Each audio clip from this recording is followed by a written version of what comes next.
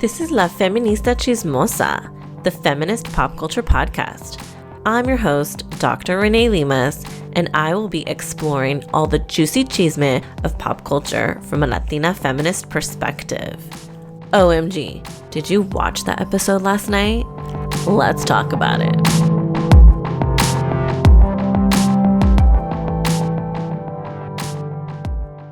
This is episode 1 of La Feminista Chismosa, the feminist pop culture podcast. Okay. So this episode, I've been dying to talk about Scandoval.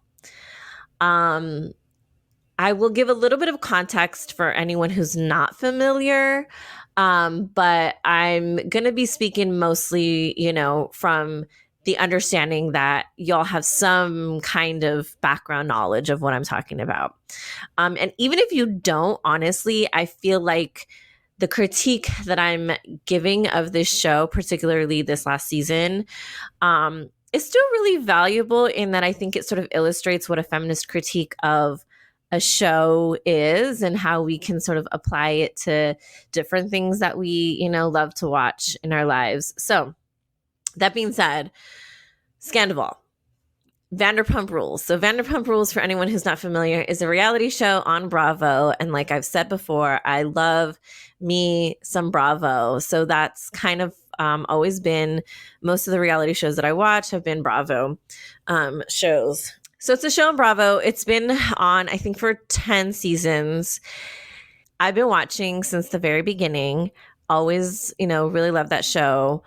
I think part of the reason why I liked the show is I was very similar in age to some of them. Some of them were definitely younger, but a lot of like the very, original sort of main cast were my age, and they were living in LA, this very like fabulous life, right? So it felt a little bit familiar, and also a little bit of like kind of getting to live vicariously maybe through these, like they don't have a care in the world other than living their hot lives in LA, right?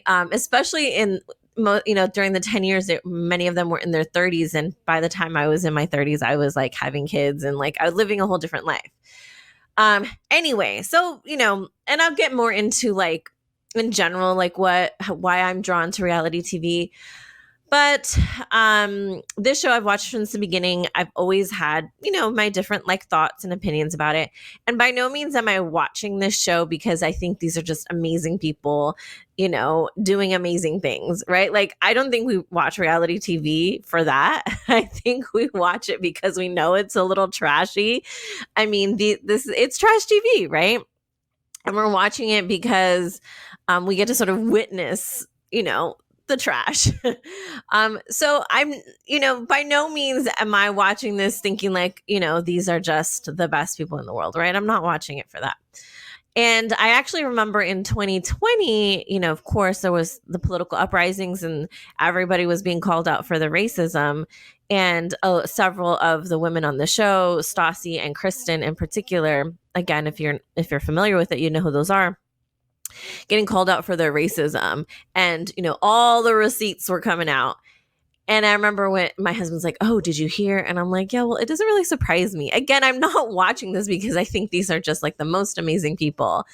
I was like, yeah, that kind of makes sense, right? Like, they're mean girls and, they were being particularly mean to a Black girl. So there's already like, these are problematic people. Okay. And even the Real Housewives, again, I'm not watching the Real Housewives because these are just like these role model women. We're just kind of watching train wrecks, right?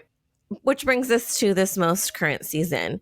So I think it was right before the season started, or maybe they were like one episode in, it broke that there was a cheating scandal. So I'll give you the specific background on this cheating scandal. So Tom and Ariana, that's the main couple here, right, that we're talking about. And Tom and Ariana have been dating for about 9 years, right? And they originally got together when Tom was actually with Kristen. Kristen, one of the ones who got fired for being racist, right? Um, and so Tom and Kristen were together, and then supposedly Tom and Ariana like made out, kind of a little bit of a cheating thing. And then eventually Kristen and Tom break up. It was a very dramatic breakup. It was a very dramatic, it was, there was like 1 or 2 seasons, like totally, just kind of all of this blowout of that original breakup. Tom ends up getting with Ariana, and then Tom and Ariana are together and are actually, when you watch the show, at least, they're portrayed as like the most stable couple, because there's other couples on the show and you see so much drama and so much just like craziness happening, and they seem to be pretty stable, right? And at least from my perspective, that's what it seemed like, right? It seemed like even if and I'm definitely going to get into the red flags about Tom right throughout the series, the series, but for the most part, it felt like their relationship was decent. So it was shocking in that, right? So later on in the seasons, there's another guy on the show, James, and he has a girlfriend named Raquel. And so James and Raquel are dating. Tom and Ariana are dating. And then James wants to propose to Raquel. So Tom actually helps James in creating this beautiful, elaborate proposal. James proposes. Raquel says yes. They eventually end up breaking off their engagement. And then about a year after that, Scandoval happens, right? Again, my timeline might be a little off, but, a season after that, let's say. So it turns out that Tom, who's dating Ariana, and Raquel, who is now single after breaking off her engagement with James, are having an affair, right? And mind you, during this time, Raquel and Ariana are like BFFs. They've gotten really, really close, and Ariana's like really ride or die, not only for her boyfriend, but she's ride or die for her, for Raquel, and they've just been really good friends. So Tom, essentially, right, long story short, Tom cheats on Ariana with Raquel, who is Ariana's best friend, right? And that's the big scandal. It breaks like, I think right before the season starts, or, 1 episode in, and it just sort of takes over pop culture. Like I said, if you're familiar, we've been in the mix of Scandoval for a while. And so and mind you, the season had already been filmed. So this scandal isn't, the season was filmed in summer of 2022. The scandal breaks in March of 2023. And so now we're kind of retrospectively watching the entire season, the build up to the culmination of this affair and everybody finding out, and just this whole like dramatic thing. So that's a little bit of the background. And, we can get more and more into the nuances of how everything went down. And there's so many podcasts out there that have broken this down. So, I don't really want to do that. I really want to kind of focus on, again, like my critique as a feminist of all of this, right?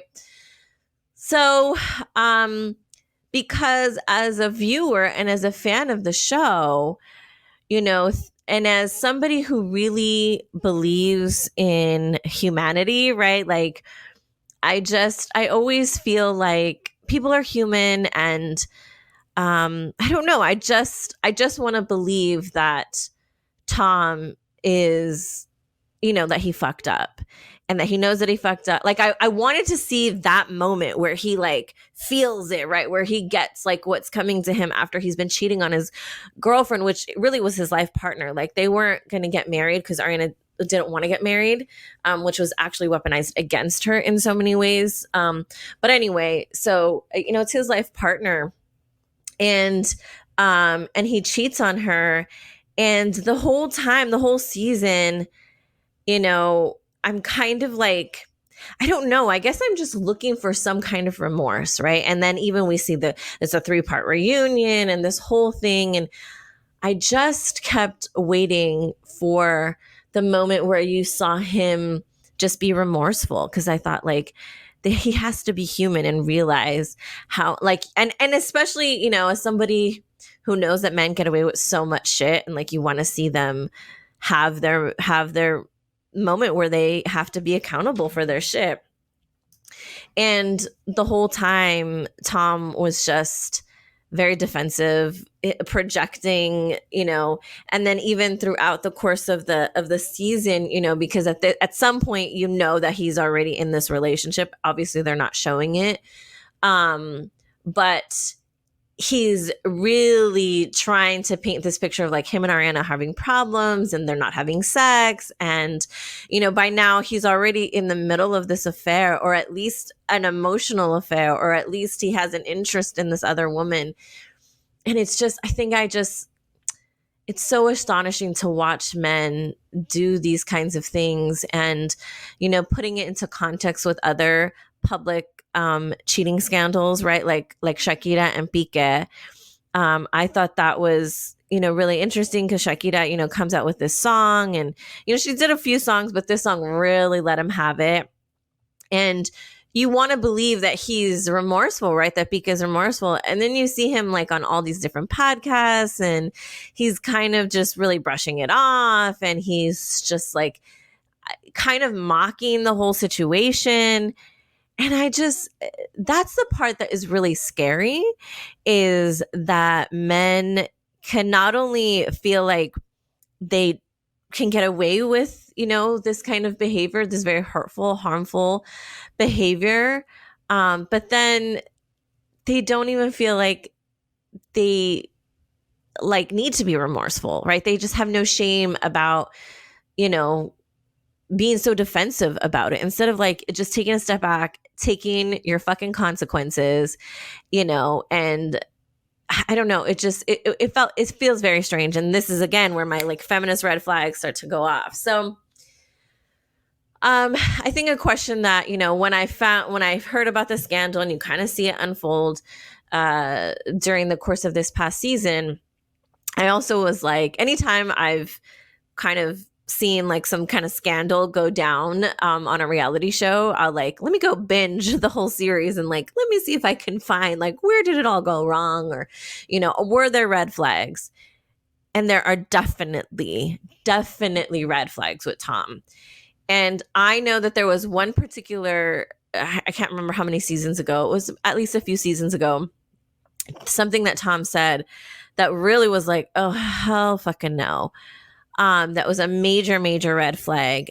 But I think I will say that of all the women on the show, I think Ariana, I had the most respect for her because she really tried to stay out of a lot of the like mean girl drama, and she called out the mean girl drama when it existed. And different from Sheena, who is another woman on the show. Sheena was a little bit more people pleaser, and she admits that, but Ariana was just very like clear on like who she was and what she didn't want to get sucked into and all of that. So I just was like, oh yeah. And she had a language of like feminism, right? Like she would call things out as being heteronormative and, these gender roles and, all these things. And I was like, okay, so she's down, right? So if Tom is saying something a little sideways, you kind of see her a little bit call him out on it. But, and so I just assume, oh, they've had a conversation and she's going to fucking like get his shit together, right? But I think that, yeah, it's a red flag that maybe wasn't paid enough attention to. And so I kind of want to pull out some of the red flags that I see of Tom, particularly throughout this series, and actually look at the patterns of not just his behavior, but all of the men on the show, of their behavior, to point to like why, how is it, how are men able to get away with this behavior? Like, how was this able to, Tom is his lack of remorse, his lack of empathy, his lack of accountability, makes sense when you kind of go and look at these red flags and put them together, but also look at all the other men that he's friends with and all the shit that they've gotten away with. And it's like, yeah, it makes sense. But I also, and maybe even most importantly, want to talk about this as a means to illustrate toxic masculinity. Let's call it what it is. the way that he was behaving, particularly in that reunion. For anybody who watched, it was a 3-part reunion, and the way he was acting, the comments under his breath, the way that he would show anger, the way that he was projecting, it was like, that is not just him being angry in the moment. That is, all of that is made possible because clearly there is toxic masculinity there that is been perpetuated for so long, that allows him to feel like he can get away and behave that way without any shame. That's, in Spanish we say sin vergüenza. That's the word. That's what I felt like.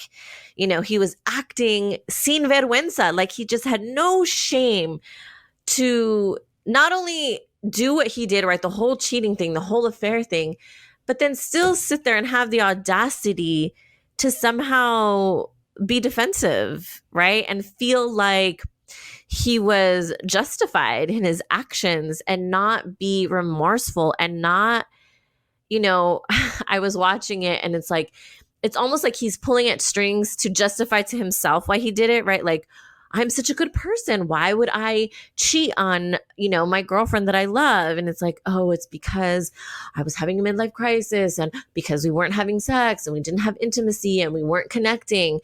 And it's like, okay, that might be true, but that's still not an excuse for you to cheat on your girlfriend and for you to hurt her, right? And do it in such an ugly way.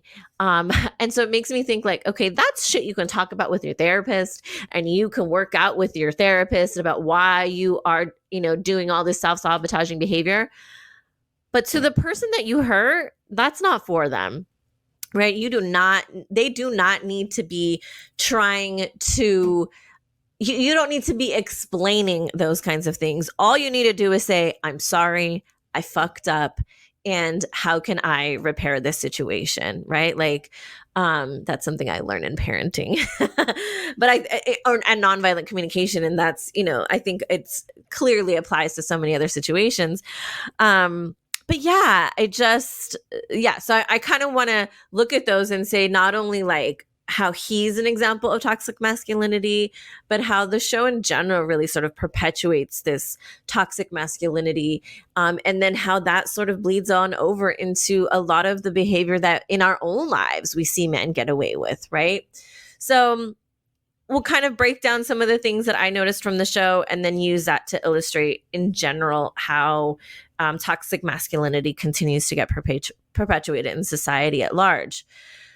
Okay, so something I wanted to note was, I'm seeing again this reunion and the way that Tom is acting, and then I did go down the rabbit hole and I watched and listened to all the podcasts that everybody was on, right?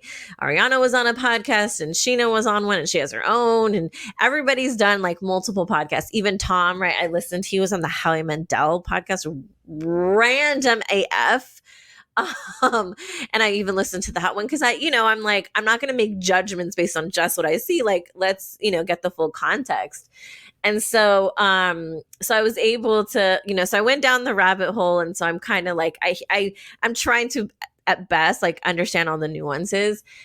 And no matter what, Tom never comes out like, shining, right?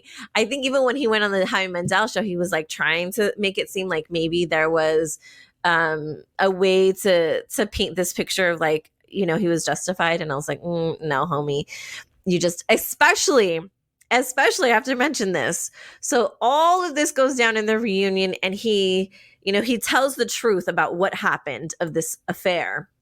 And he's trying to, again, defend himself hard. Like, he is going hard to defend himself and say, we just weren't connecting anymore. And then he even goes into like really bad victim blaming and telling Ariana things like, you were being belittling to me. And I'm like, okay, first of all, I'll get into that, all the red flags. But again, so the big reveal, even at the end of the reunion, is that even at the reunion, even in when he sort of admitted what he did, he was still withholding truths, because him and Raquel had decided that what parts of the story they were going to tell and what parts of the story they were not going to tell. And Raquel sort of admits that it was Tom who was clear about what they should say and what they shouldn't say.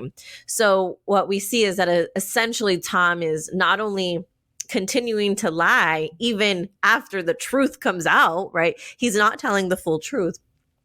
But then he's essentially manipulating Raquel into lying as well, which then we have to beg, like, how much has he been manipulating her the whole time, right? Like, what was he telling her while they were having an affair, right? And you can even see bits and pieces of, she was like, well, Tom was telling me this, that they weren't being intimate. And then Ariana's like, no, actually, no, we were having sex.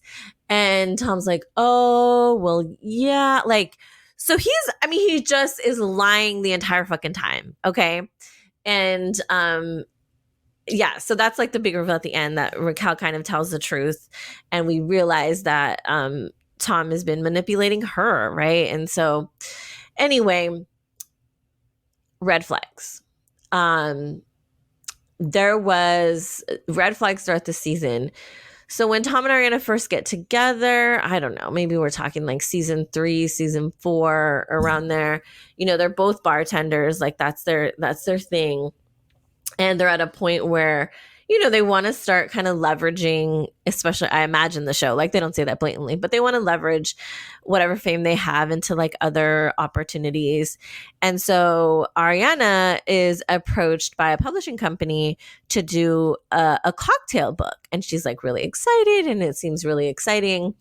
And then Tom, as her boyfriend, decides that he's a bartender and he should be involved in this cocktail book, right? And she makes it very clear, right? There's a whole scene, almost a whole episode, where she's like, this is my thing. I don't want you getting involved. I want this just for myself. Like, they approached me. This is my project. And he just continuously like inserts himself. I know you would do, if it was you would do your own way. I feel like I actually told her I want to be involved. I feel like, Tom, can I finish? You're not going to be the face, and you're not going to take attention away from me. Don't roll your eyes, you little bitch.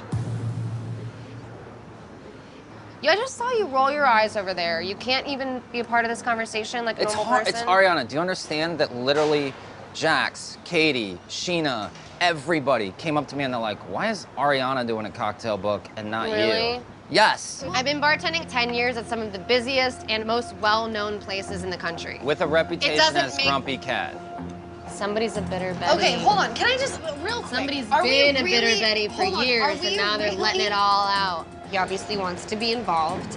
Right, and I tried to make this a heart-to-heart the other night, and he doesn't know how to do that. All he knows how to do is get all wound up and pissy. Let's be real. I'm way more positive than you are in general. And you don't see that as being an outsider here in a public setting, and I'm watching, and you're both going at each other's throats. I mean, I could just be like this the whole time and passive-aggressively smile, but... It's a genuine smile. I'm just laughing at how you can't lighten up.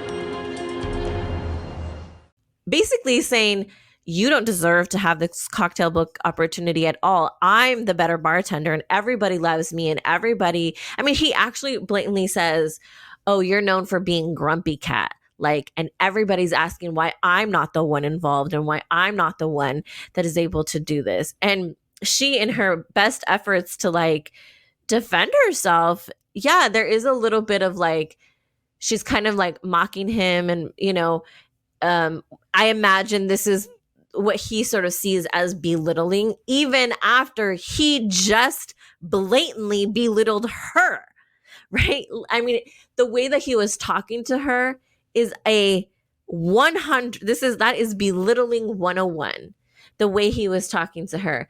And then to expect that she can't like come back and defend herself. And here's where I want to say that when you are in a man-woman romantic relationship, no matter what, there's a power dynamic here, right? And everybody loves to say, well, women can be abusive too, and blah, blah, blah, blah, blah. Yes. But for the most part, right, statistics show, I always love to say that there is a power dynamic between men and women in a romantic relationship. And so when there's this idea of him saying that, oh, she belittles me all the time, it's like, homie, first of all, we've seen time after time, like, how you have treated her as well. And so I just find it really hard to believe that she belittled you out of nowhere, right? Number one, that she belittled you at all. And that it just comes out of nowhere, right? Like, that's just her innate nature, rather than it's coming from a place of defensiveness. Because oftentimes women, this gets into a whole larger context, which I think is actually relevant, because Ariana throughout the show has talked about her having low self-esteem. And part of the reason why she has a hard time being intimate and having sex is because she was in an abusive relationship prior to Tom, where her partner, I assumed it was a male partner, would essentially talk shit about her vagina. What the fuck? So, when she's going into this relationship and they kind of come to a place where they're not having a lot of sex, and she says that, I also wonder, like, if you're in a relationship with somebody and you know that your girlfriend already has self-esteem issues, you have to kind of be hypersensitive to that. And oftentimes women who have been emotionally abused, the only way they know how to defend themselves is by coming back, in the same way, right? It's a toxic dynamic. 100% it's a toxic dynamic. But I mean to say that there's always going to be a power dynamic. So, and he's not the only one, right? Some of the other men on the show have said, oh, it's because my girlfriend or my wife or whomever, like, they just belittle me or they just talk down to me. And it really has me thinking of the concept of equality to the oppressor feels like oppression. Okay. What does that mean? So I teach women's studies. Okay. So I always give this example. If we sit in this class, right, usually when my students were sitting in the women's studies class, and we sit here and we talk shit about men all day long, the minute that we walk out of the class, we are still afraid for our lives, right? We still are vulnerable to rape, sexual, all kinds of sexual assault, violence, right? We are still vulnerable to that. No matter how much shit we talk about men here, we walk out the door and we're still the ones vulnerable, right? And nothing is going to change for men. But if men, particularly men in power, right, sit in a room and talk shit about women, it very much so impacts the way that they treat women, right? And actually makes women more vulnerable to being the victim of violent behavior, right? So that power dynamic is really, really important to understand. So a woman belittling a man as a defense mechanism is nowhere near a man belittling a woman as a means of domination, right? And I think in that scene where, he's like, why did you get this cocktail book? I'm the one that deserves to have it. That's exactly what's happening, right? He's trying to demean her by saying, I should be a part of it at the very least because I'm the better one here, right? So her coming back with any kind of belittling behavior is just a means of protection, essentially. And that's very different, right? Okay.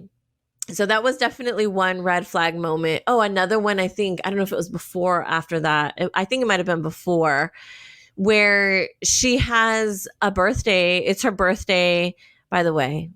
Ariana's birthday, I believe, is June 24th, which means that she's a Cancer. I'm a Cancer too.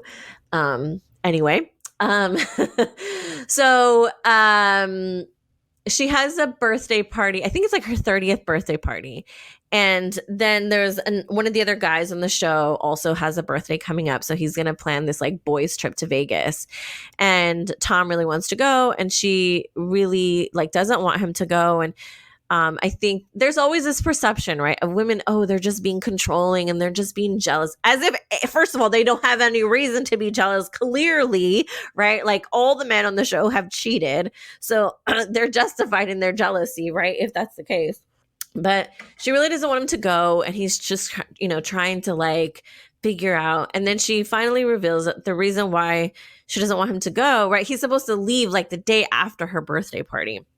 And she says that, so she has said that her father had passed away several years ago, and her birthday. And as somebody who has a father that's passed away, any holiday, especially in those first, my dad's been gone now almost, I would say like 8.5 years. Especially those first like 1 to maybe even 5 years, every holiday feels hard because you just have so many memories of your father with you. Especially my first birthday without my dad was really fucking hard. Like it was really, really hard. And so, she's saying like, I'm really emotionally vulnerable and I really just need you to be here with me on my birthday so that I don't, go down the rabbit hole of being too sad and depressed. And his response to her was basically, oh, I really understand. But my friends are going to do this really fun thing in Vegas. So I really want to go. It's basically like, oh, I understand. I feel sorry for you, but I'm still going to go and do what I want to do. Right.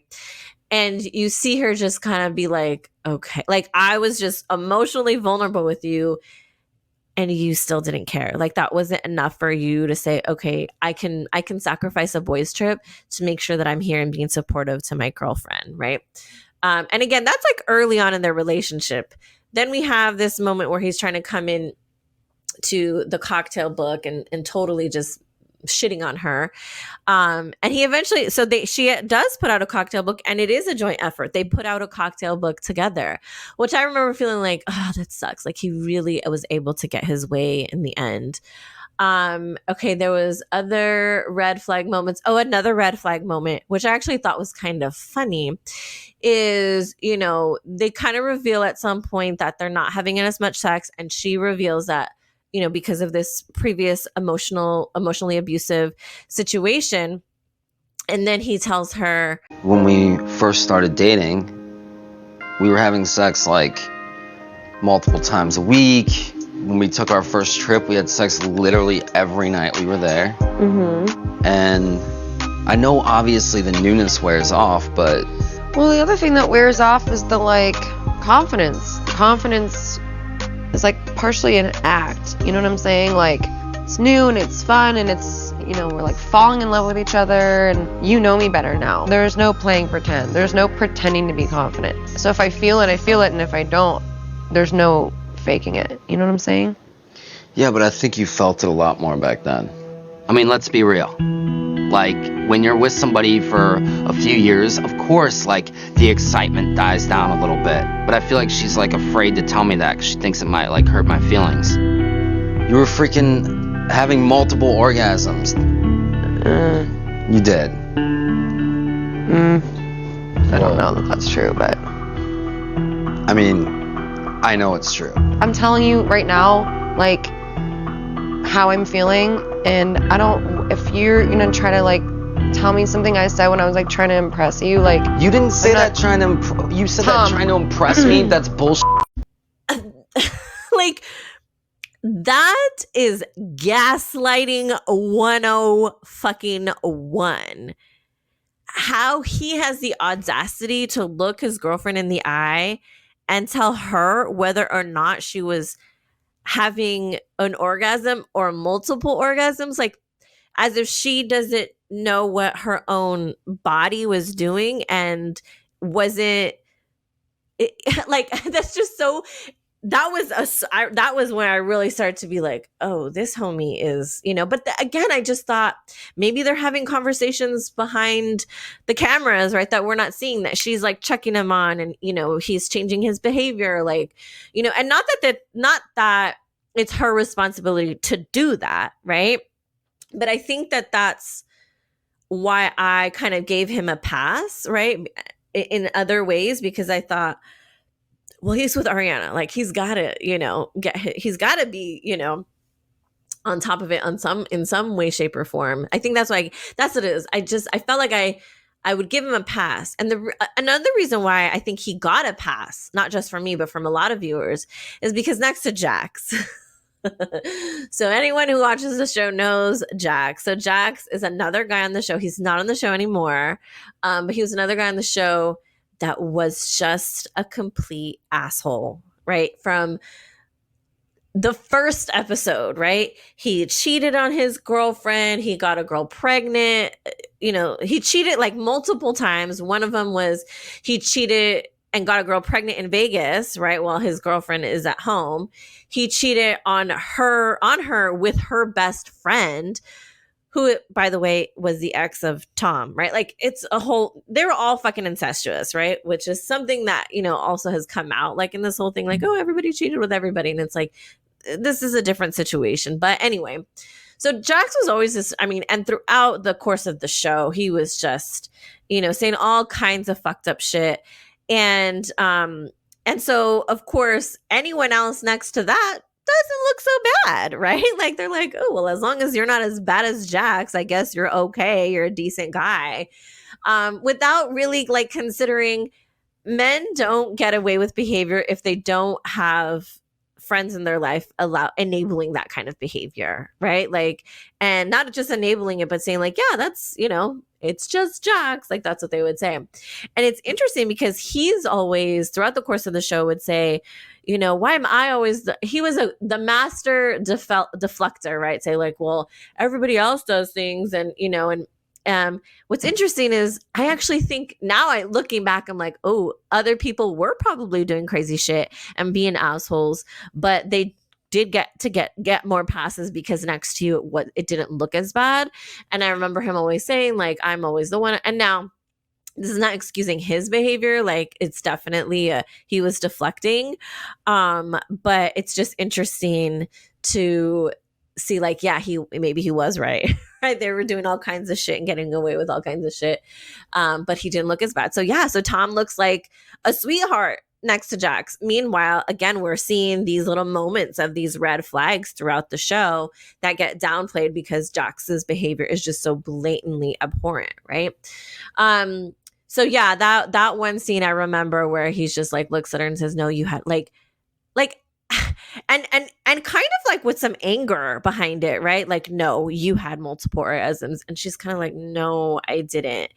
And again, that is so strange to me. Like, how do you tell somebody, like, women know whether or not they've had an orgasm? And yes, women do fucking fake orgasms, and they're probably really good at it. This says a lot about you if you can't tell whether somebody is having an orgasm or multiple orgasms, that you're trying to convince them that they did, right? Like, that's a fucking red flag.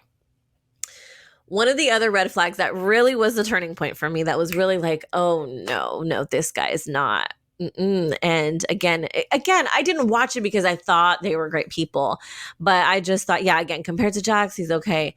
But when this other scene that I'll explain happened, I remember thinking like, oh yeah, no, that's it. Nobody on this show, nobody on this show is remotely, outside of toxic masculinity.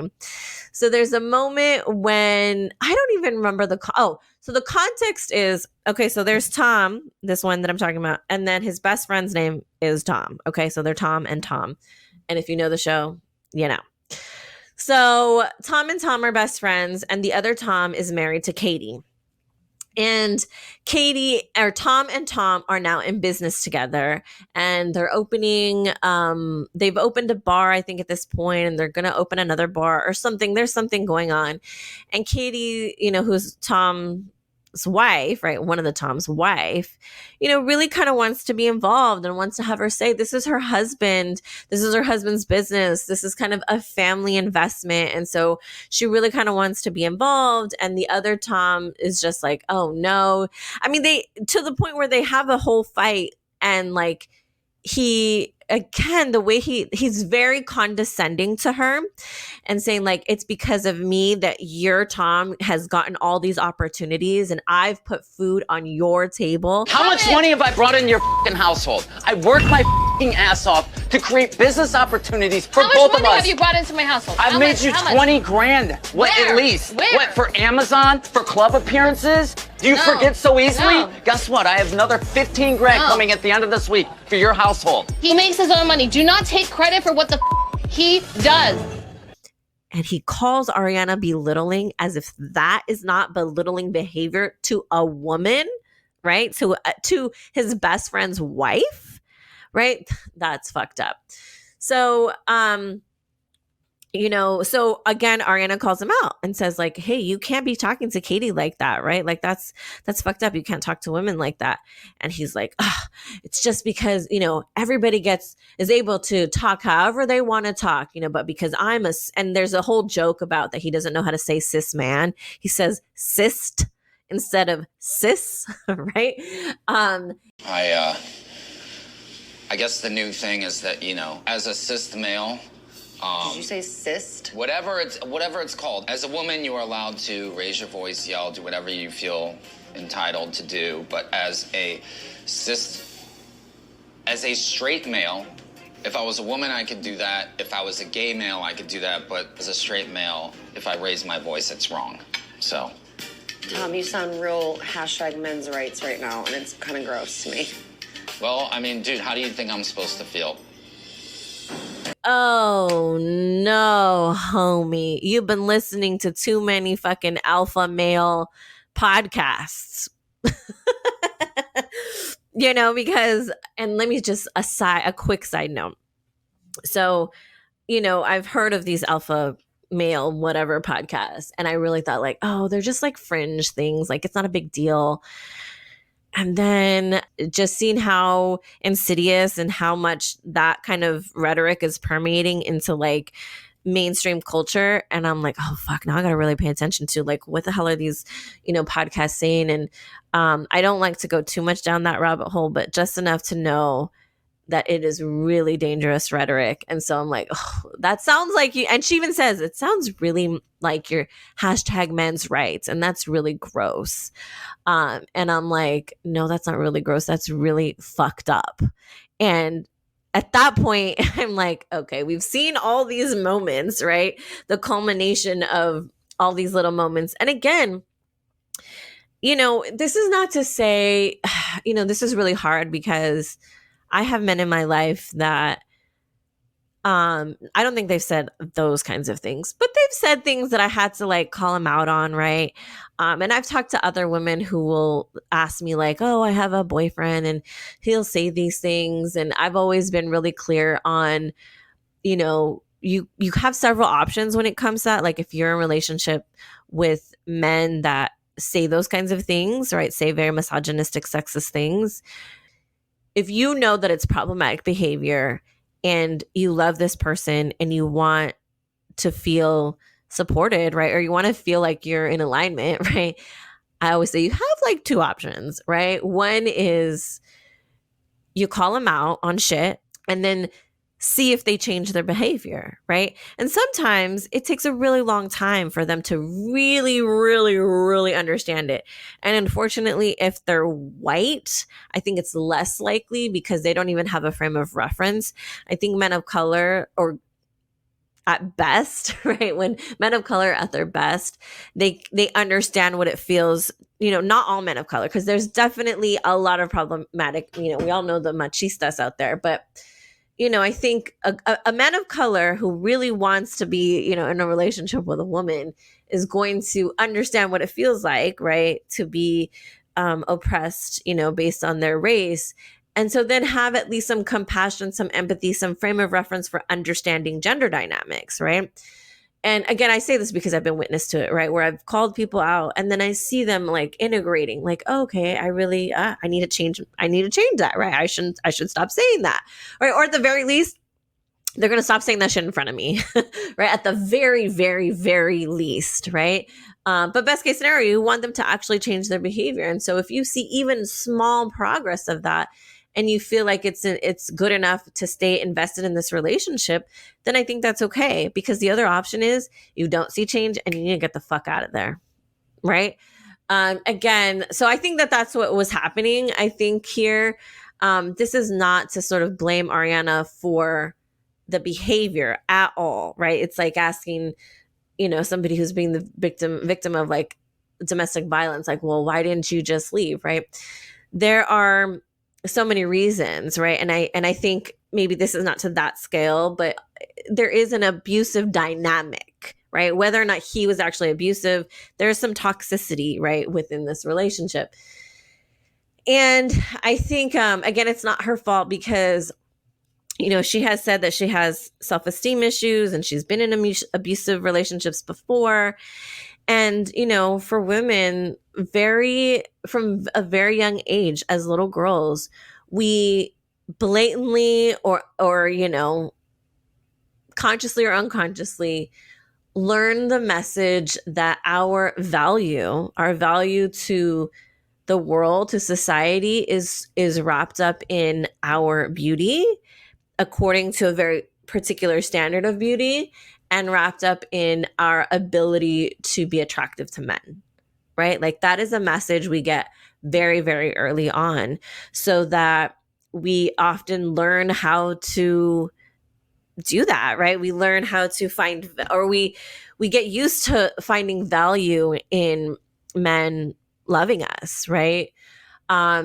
And so I think and that's just like across the board. I think a lot of women really struggle with that, right? Especially women who choose to be in relationships with men. I think, queer women, lesbian women, there's a little bit more nuance there.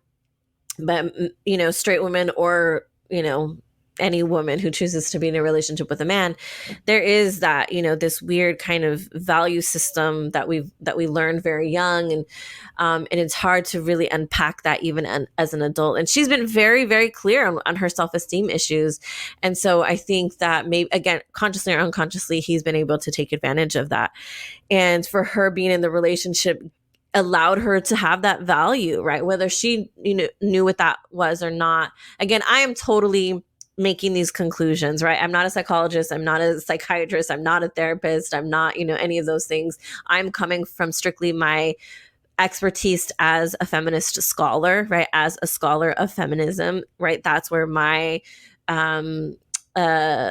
conclusions of this scenario is. And I don't know what the intricacies of the relationship are, other than what we've seen and what they've shown.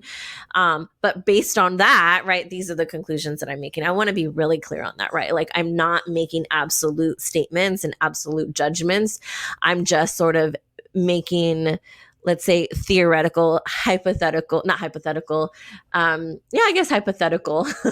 making hypothesis, right, based on what I've seen and what my experiences is and what my understanding of gender dynamics are in the world. So anyway, I think that there's a lot of possibilities on why, despite all those red flags, she would have stayed in the relationship, which is really fucking sad, right? Because again, those red flags were, from an outsider perspective, were pretty fucking clear as day, especially that last one. So I want to make it clear that when he says, oh, cis men, are not allowed, what he's saying is that now, okay, only probably within the last 5 years, maybe 10 years, men have been getting called out for their shit, right? Like the whole Me Too movement, right? But prior to that, and for centuries, now, yes, men are getting called out more, but by no means are they being persecuted at the levels that women, non-binary folks, queer folks have been persecuted for centuries. Okay. So for him to say, oh, cis men can't say anything without, no, what he's saying is we can't say anything without somebody holding us accountable when we say shitty things. Right. And, oh, women and, gay people, that's what he said, can just say whatever they want. And it's like, no, actually, not only is that not true, right? It may be true in the sense that, again, like men are being held accountable more than they ever have been, but still not enough. But men are still saying shit that they're getting away with, like Trump, Elon Musk, like all these fucking people are saying all kinds of crazy shit, and are able to get away with it. Like, what does he mean when he says, "Oh, I can't say anything," as a cis man, coming off of Ariana telling her, "You can't talk like that" to Katie. So what she's saying is, you can't talk like that because you're being disrespectful. And what he's saying is like, oh, it's because I'm a man that I can't talk like that. And it's like, yeah, because men have been so used to being able to talk disrespectfully to people that when you call them out and saying it's disrespectful, it feels like oppression. Equality to the oppressor feels like oppression, right? Okay. I'm like, what else do I want to say about this whole situation? Again, I think when watching the reunion in particularly and seeing just like, I kept waiting, like he's just going to say sorry. But the entire time he's, the biggest thing that I saw was he was actually getting angry at Ariana. And even she said that when it all went down the night that she found out, he was getting angry at her. And it's not even just the fact that he got angry, but that he felt like he could, right? That he felt he had a ground to stand on with his anger, right? There was all this just deflection. I was just, rewatching some of it right now. And, there's a part in this reunion where he like, after he's just been kind of like yelled at by everybody, right? Like, you're an asshole. Like, you've been getting away with fucked up behavior, as he's trying to like defend all kinds of other things. And he walks out and he's like, this is bullshit. And I'm thinking, like, what's bullshit? The fact that they're calling you out on the things that you have actually done. And now, looking back even at that, now we know you were still lying. Like, you were still fucking lying. You were still not telling the truth. And you want to stand up there and be pissed off. And so what I felt like was happening there was that because he kept saying on one hand, oh, I know what I did was fucked up, and I know, and I'm sorry, but, right? And everybody has called him out, that he'll say sorry, but then he'll say like, again, because we weren't having sex and because all these things, right? Like really trying to create this idea that he's justified in his actions. And that even if he's sorry, he doesn't deserve the consequences that he's now dealing with. That's where that defensiveness is coming from. That's where that anger is coming from. It's like, okay, yes, I did it. Can we all get over it? That's what it feels like he's trying to say, right? Like, can we just get over it, right?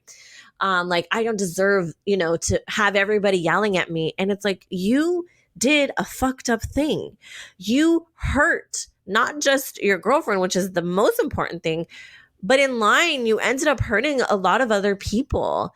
And it's just, and the fact that he just can't even see that, again, to me, that's just a super illustration of toxic masculinity, that you can't see beyond your own ego, right? People want to call it narcissism. And again, I'm not a psychologist. I can't diagnose that, right?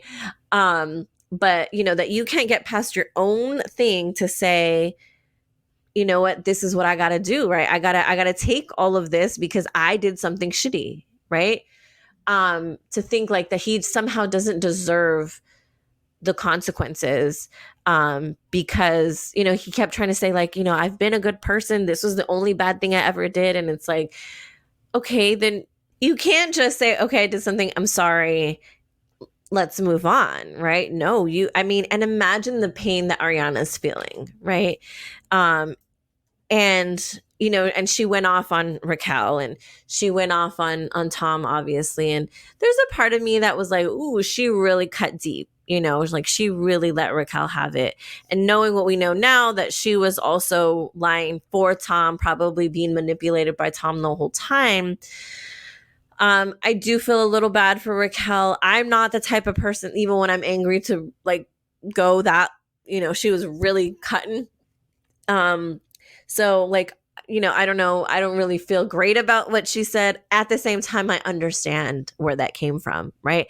And I understand that the amount of pain that she's feeling and has felt from this whole situation is not nearly like whatever evil things that she has said to Raquel is not even half of the pain that she's feeling, right? So whatever pain she might inflict on her by saying these things to her is not half of what she has felt emotionally, right? Really having to unpack her best friend and her life partner having an affair for many, many months, right? I completely understand it, and I give her an enormous amount of grace for that.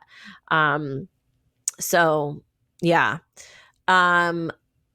The other thing, yeah, and just the fact that he was so like angry and so justified, it's like it's like you got to deal with your fucking consequences, right? You don't get to, because he would say, I'm sorry, but, and it's like, no, you have to sit there and take it. You don't get to, you got to work that out with your therapist. But here, all you need to do is say, I'm sorry, right? When you hurt somebody, you need to repair that hurt, right? And if you're not going to do that, then don't say anything and don't do anything, but definitely don't come defensively and trying to project the blame onto Ariana. I mean, he was saying things like, this is who you really are, and you're a mean, like basically trying to call her a mean girl and mean to him. Meanwhile, again, we've seen these red flags of his behavior throughout the course of the series.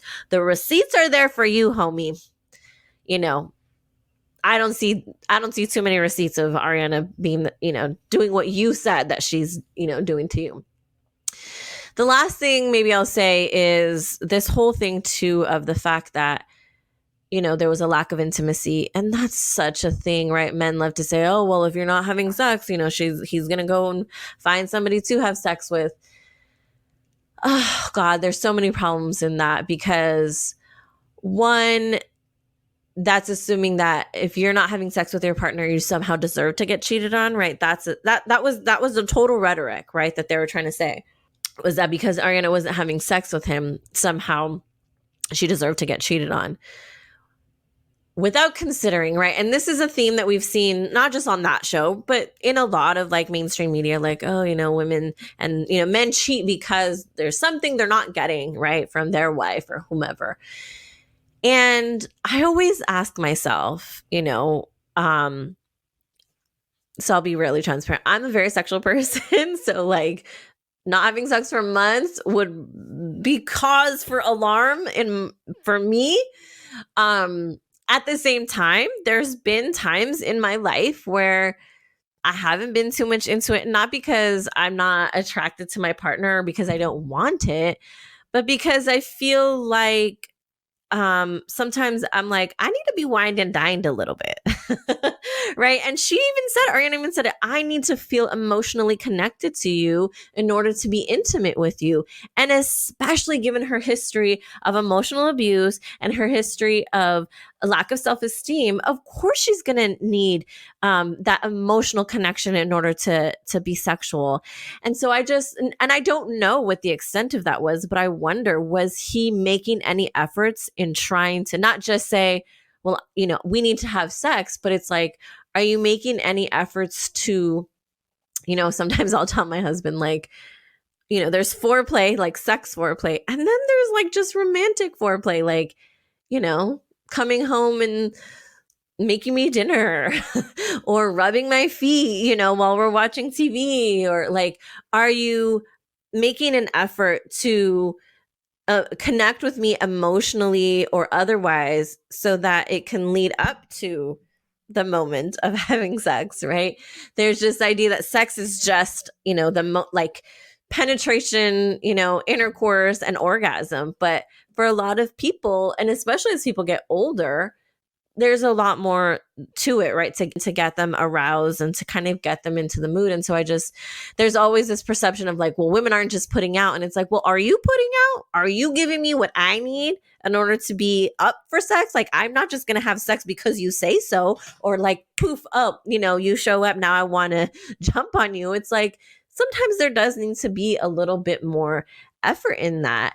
And so I think it's such a cop out when men say like, oh, women don't, give men enough sex or whatever. And it's like, well, maybe you don't give enough emotional connection in order for me to be wanting to have sex with you. And then, of course, then if there's a lack of emotional connection and a lack of intimacy, then there's a lot of other underlying issues with, and none of that is an excuse to cheat.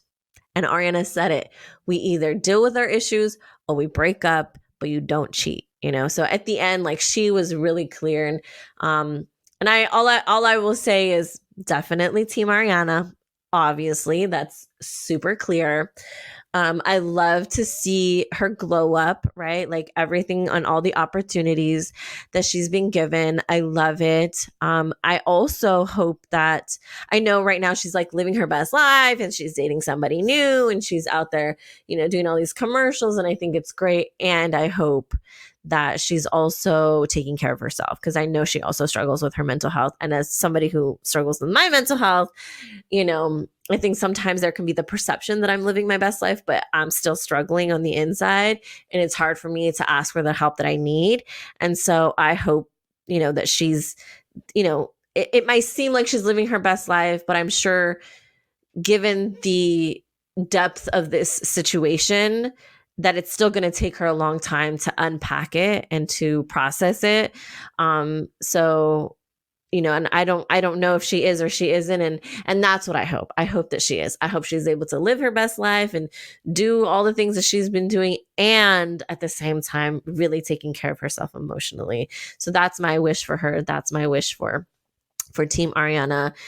And in terms of Tom, I really just hope. And here's the thing, right? Because people say, oh, well, he's been getting bashed by, social media and people. He's in concert. He's on tour. He has a band. And he's doing really well for himself on tour, making lots of money, fangirling over him. So when people say, oh, poor Tom, it's like, he didn't really lose anything. He has not lost anything. People talk about the word canceling. It's like, no, he hasn't been canceled, because he's still making money. He's still out there, touring and doing his thing, which to me, again, sin vergüenza, with no shame about, what he did. And that's the sad part. And I think he is not the only one, right? A lot of men are out there sin vergüenza, doing whatever the fuck they want to do because toxic masculinity says they can. It normalizes a world in which they're allowed to get away with shitty ass behavior. And so we have to question, what do we do?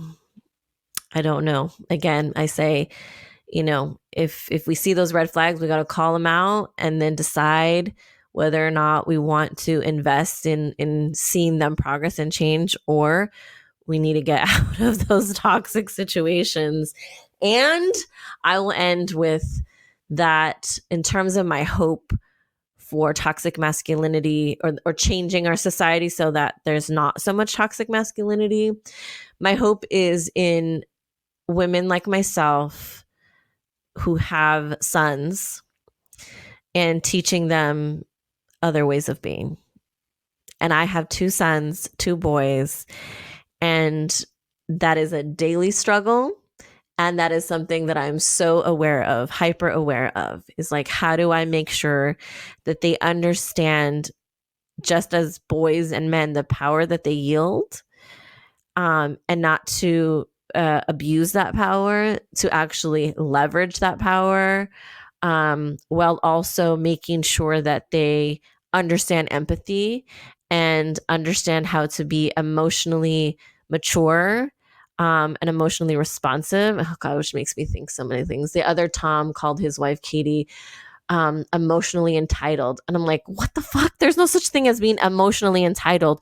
We all are entitled to our emotions by being human, and the fact that you are holding that against somebody shows how emotionally immature you are. There is no such thing as being too emotionally entitled.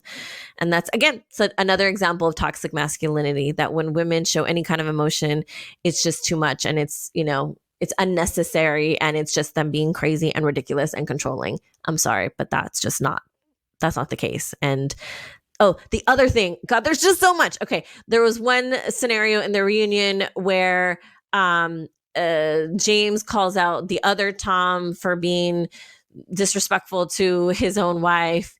And he says, so Tom and Katie, where does your relationship stand today? I know you told Tom you don't want to be friends with him. Not really, no. When you're trying to build a friendship with somebody, there's just like, you need things like honesty and respect and loyalty and integrity. Those are things I look for in friends, and those are not things I friendship under your terms, Katie. No, I have standards. If I don't abide by all of your terms, we can't be friends. What about my terms? What about my feelings? Setting a boundary, and if you can't respect the boundary, then you have to deal with the repercussions. You're like, fuck you. I don't care about your feelings. Bro, you're a man, she's a woman. Like, that's the least you could do out of respect. You're acting like that's sexist. That's sexist, bro. No. Okay. Yeah, it is actually. Well, the definition of sexism is about prejudice plus power, right? So you cannot be sexist against men, just like you cannot be racist against white people, right? So for him to say that James is being sexist to him because he's like, oh, it's a double standard. There's no such thing as a double standard against men. It just doesn't exist. Sorry, it doesn't, right? And then the other Tom chimes in and said, actually, it is. Homie, y'all don't even know what fucking sexist is, what sexism is. So don't be trying to call that card out, right? Meanwhile, you're trying to deflect from your people holding you accountable. Like, no, sorry, homie. I just want to get that last one in because I want to make sure that moment, right, where he's like, oh, I'm like, I'm the expert as a feminist scholar on sexism, and let me tell you, no, you got that whole definition wrong.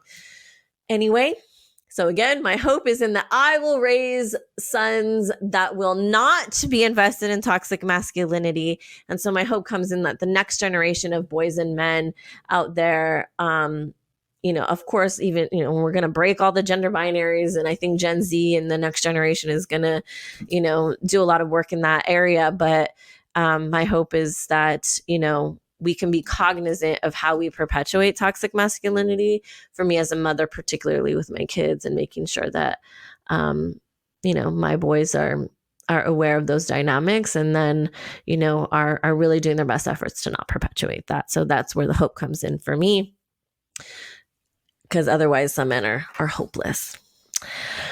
All right. That's my first episode. I know it's a lot of ranting. I hope it all made sense. If you're still listening, I love you. Thank you. I can't wait to bring you more episodes. And yeah, we'll see you later from La Feminista Chismosa. Bye.